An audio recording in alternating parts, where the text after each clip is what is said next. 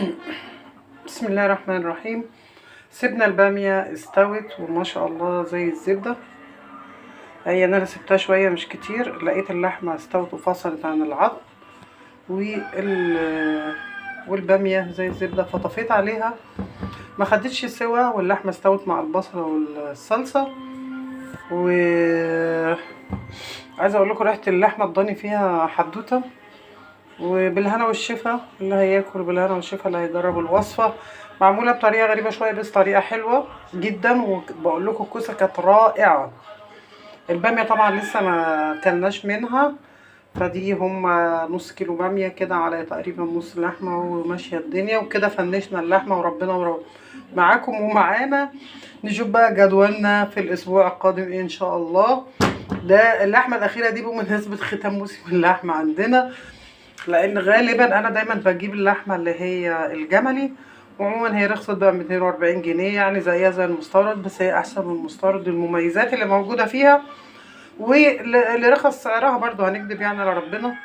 المهم الحمد لله والشكر لله على كل شيء. غليت رخصت، الناس بتاكل ومش بتبطل اكل.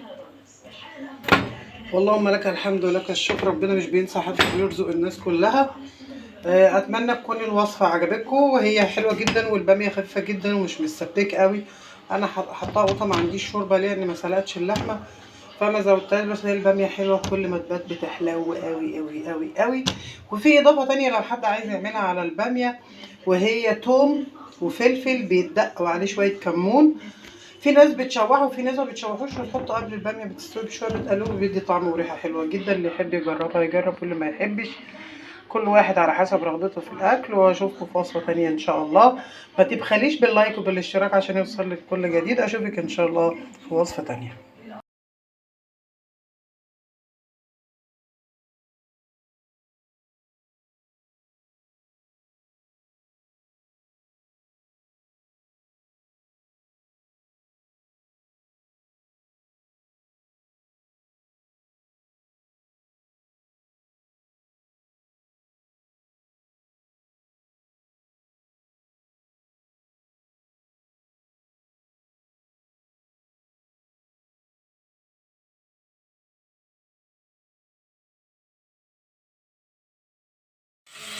بسم الله الرحمن الرحيم. السلام عليكم ورحمه الله وبركاته.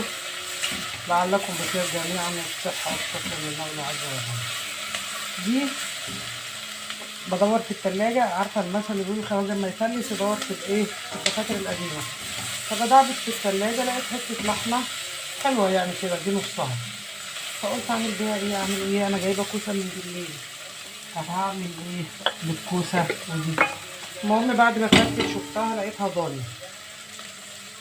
نعمل ايه يعني، مش هنعملها على باميه، لا هنخلي نصها دسم قوي على باميه، والنص اللي هو مش دسم قوي هنخليه على ايه، هنعمله في الكوسه. لان انا جبت الكوسه وقشرتها فما ينفعش ارميها. وما شاء الله الله اكبر، يعني الكيلو بقى ب 16 و 20 جنيه الكوسه. المهم طلعت الحتت اللي هي فيها دهون، وحطيتها الاول في معلقه سمنه صغيره، سخنت الحله كويس جدا. بعد ما سخنتها كويس جدا حطيت اللحمه شوحتها. بعد ما شوحت اللحمه كويس وبدات تاخد لون، بدات مقطعه البصلايه وحطيتها عليها. هشوح فيها شويه وهحط لها حته ثوم، حطيت عليها فلفل اسمر وكزبره بس. يعني حتى الملح مش هحطه دلوقتي لاني هعمل ايه، ده ثوم متفرزن حلو كده زي الفل. ربنا يديم نعمه علينا يا رب، اللهم امين. البصلة مش لازم تحمريها قوي، لمجرد انها هتدبل هتكمل تسويتها في الطماطم وفي الحاجة. مش هحط توابل تاني دلوقتي الا لما ابقى احط الطماطم. كده لحد كده كويس. هنعمل ايه، ضاربين القطة في الخلاط، هنصفيها ونحطها عليها. ليه بنصفيها زي ما قلنا اكتر من مرة؟ لانها تبقى مليانة تبل وبذر، فبنصفيها عشان نشيل الحاجات اللي ملهاش لازمة. هنصفيها ونحطها عليها ونغطي عليها نار هادية مش عالية قوي عشان المثلث بيتلسع. المثلث مش بيستحمل النار العالية قوي، بيتلسع وبعد كده بيفك لوحده يعني. فالمهم ايه، كده حطينا الطماطم، مش هنحط بقى صلصة، ان الطماطم من غير صلصة بتعسلها شوية. وبعد ما نصفيها كلها ونحطها عليها هنبدأ نوطي النار ونشغلها عليها شوية، ولما تخش على تسبيك مش هنسبك قوي، هنعتبرها ني في ني، الدنيا حر والناس مش مستحملة، سوري مش مستحملة الحر والحموضة بتاعت الأوضة والتسبيك بتاعي. أنا عملت المسقعة الحقيقة مسبكتش الطماطم بتاعتها جامد، يا دوبك استوت حلو، وعملتها في منتهى الجمال، ولا حامية ولا بتشحط كده في الزور، ولا يعني ما عملتش مشاكل بالمعنى ايه المختصر. تمام. هنقلب تقليبه كويسه عشان كله ياخد نفس التومه والبصله والحاجات اللي جوه، وبعد كده هسيبها شويه واوطي النار. الايد سخنه والحتت كلها طلعتها بره.